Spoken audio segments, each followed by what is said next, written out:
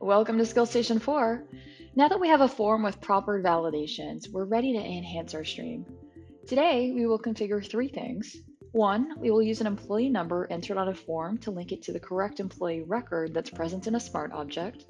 Two, if there is no matching employee found, the request will be sent back to the submitter with a prompt to resubmit it with the correct employee number.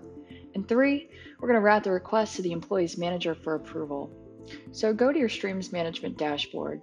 And as you know by now, you access that by clicking on the gear icon to the left of your profile photo and finding Streams Management in the pull-down menu and selecting that. Go to the stream. And on the Stream Summary tab, we are going to create a new version of our stream. So click the Create a New Version button. Add some comments for the change logs. And currently, we have an employee number field in our request data component, but there is no smart object field that points to the employee object and links the request to the employee record. So let's start today by opening up your data component. It's the one that's called request, and creating a new field that will contain information that is of the type smart object. So we start on the General tab, but we want to click over to the Fields tab and do that if you haven't done so already. And we're going to add a new field. We are going to title it Employee.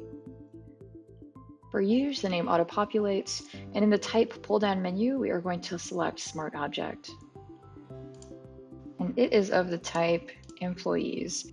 So save the field. Save the changes to the data component.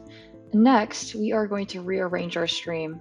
So first, delete this default step called Send Report by clicking on it, highlighting it, and pressing the Delete key on your keyboard.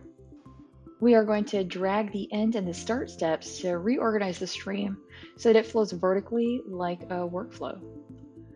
Next, we will configure this freshly created employee field. It will never appear in the request form. We will link the request to the employee record in the background. So remember from SkillStation 1 that we made that employee number be a record key of the smart object? We're going to use this now. We know that if we have an employee number, we can get corresponding employee information because the employee number is a key of that smart object. So let's create an update step field to do this linking for us. So in your smart steps, find the update field step and drag it down. So let's give this step a title. We will title it Setup Data. Underneath this, click on Add another field. And in the field pull-down menu, select the field that we recently created called Employee. Now, since employee is a smart object, it will immediately display all the fields that are available inside the employee record that you might want to update, such as leave accrued or contact information. That's not our goal right now, but it's good to know. We want to set this field value to point to the employee record, and for this, there's a special option in the pull-down menu called Link to Record. Select that. This option is used when you want to set a smart object field so it points to a specific record. Now in the map type area, we have a few options here. Literal means that we can type anything into the field to the right of this map type. So for example, if I wrote 101, it would convey to the system that this would set the employee field to employee record 101. I want to set this to the employee whose employee number is the same as the employee number entered on the leave of absence request form. So we are going to select expression for the map type. And next, we're going to find the employee number with a merge field value finder tool. That's accessible with this magnifying glass icon. So under the data component fields, select employee number, copy that, close her out, and paste it into that value expression box. Save your changes to the step. You'll see that setup data appear under the start process form step. So let's connect that to our fresh new setup data step by hovering our mouse over the first step, revealing that arrow, and then pulling that down to the step to connect it. So now that we have a link to the employee record, we want to send the task to an employee manager for approval or rejection of their request. In the stream definition canvas options, find and drag a user task onto your canvas. we will give this task a subject that will be dynamically generated, such as review application for employee number XYZ123.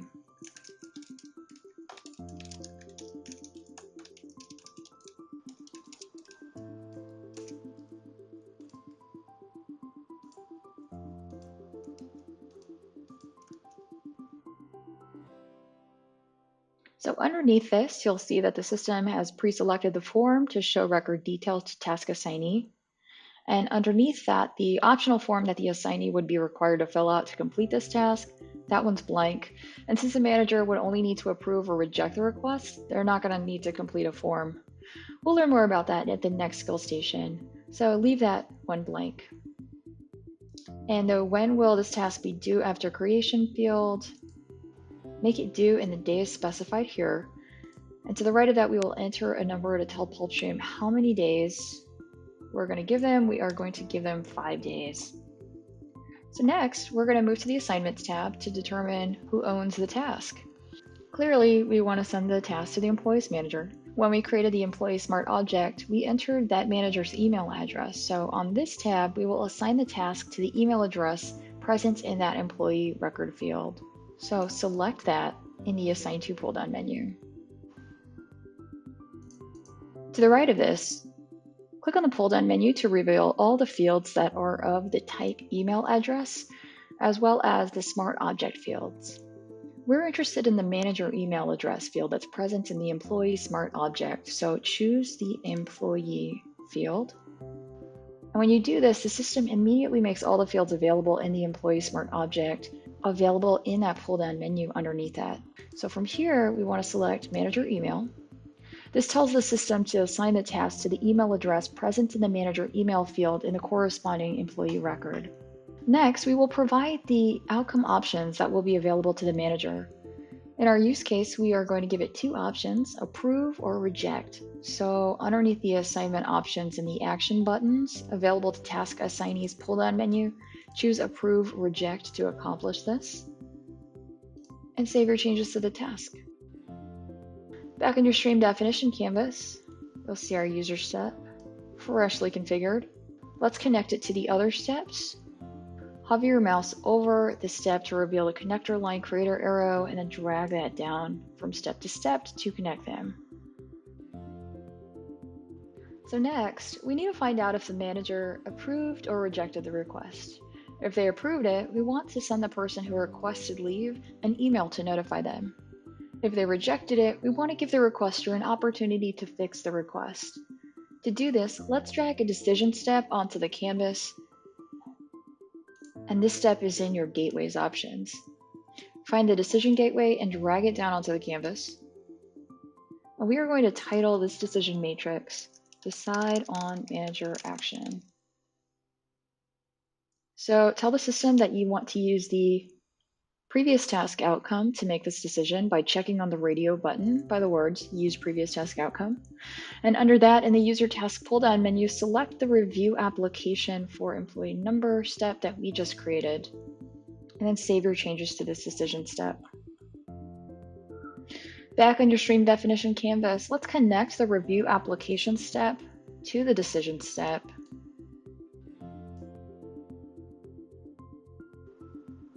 And so inside of this decision box, there are 2 connector options available. 1, request approved. 2, request rejected. And those are the 2 ways that we can guide the flow through this decision gateway. So we're wanting to send an email notification when the request is approved, right? So in the stream definition canvas options, find your smart steps and click on that, and find the send email step and drag it down onto the canvas. And in the send email step configuration pop-up, we're going to give this a title of send approval email. Now, we don't have a proper email template for this just yet, so we're just going to use the record creation email template for now, and that's already selected as a default. We're going to create this email template later. The recipient is going to be the record submitter, so choose that from the pull-down menu. And we want to send the email to the manager as well, so underneath that recipient type, click on the Add Another Recipient text and select email address present in a field. To the right of this, select Employee, And under that, in the pull-down menu, select Manager Email. Now save your changes to the step. Back in your stream, we have a little bit of tidying up to do. We are going to connect the decision step to the send approval email. And in the connector configuration pop-up, we will tell the decision to send the flow this way when the result is approve. So that's already selected for us here in the pull-down menu. We're going to save our changes. And next, we need to create that email approval template and add it to the send approval step. And remember that you can create new email templates by hovering your mouse over the email template section and clicking on that new button. So when you're done, your email template should look something like this. Personalize it to suit your needs and your business culture. Simply make sure that the title of it is Approval Email Notification. Pause the video to do this on your own. And watch it appear inside of our email template section of our components catalog. So we need to open our step back up and select the approval notification email so that way the right email gets sent.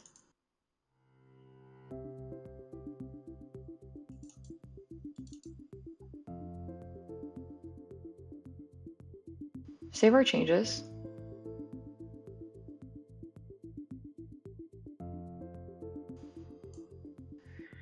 And back on our stream definition canvas, we are going to connect our send approval email step to our end step.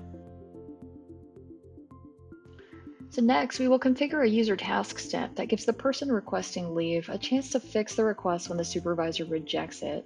So in the canvas options, find the user task step and drag it onto the canvas. In the user task configuration pop-up, give the task subject fix leave request. In the optional form that the assignee will be required to complete this task, choose the requests form. And this will require the user to complete this form to correct information. We are going to give the employee 5 days to correct this. If you have a business calendar configured, you can select that here to avoid tasks becoming due on holidays. So let's move on to the assignment tab. And here we are going to assign the task to the submitter. So choose that in the pull-down menu. And under assignment options, make sure both boxes are checked. In the action buttons available to task assignees section, complete is already selected in the pull-down menu. That's the one we want. So let's save our changes. Back on the stream definition canvas, let us connect these steps. So when the person requesting leave fixes or modifies the leave request, it should go back to the setup data step. So connect that decision gateway over to the fix leave request step, make the condition to guide the flow, reject, and then connect the fix leave request step to the setup data step. And at this point, your workstream should look like this. And this is a great time to check in and publish this version of our leave of absence management stream. So we are going to save our process. We're going to enter some check-in comments for the change logs.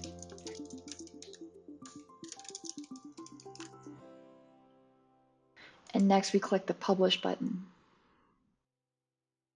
Because we're publishing our work version, we get the option to organize this in case we wanted to move it around or reorganize it. So we're going to enter some publishing comments for the logs here. And click the publish button. So now that we've enhanced the stream, it's time to test it. So submit a request for a leave of absence. And remember to make sure that the employee number that you use in the request is one that's actually present in an employee record.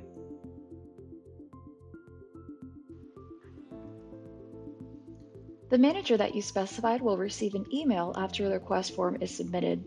So if you used a real working email address, you would see an email very similar to this one. Clicking on the link inside of the email will open the employee's request record.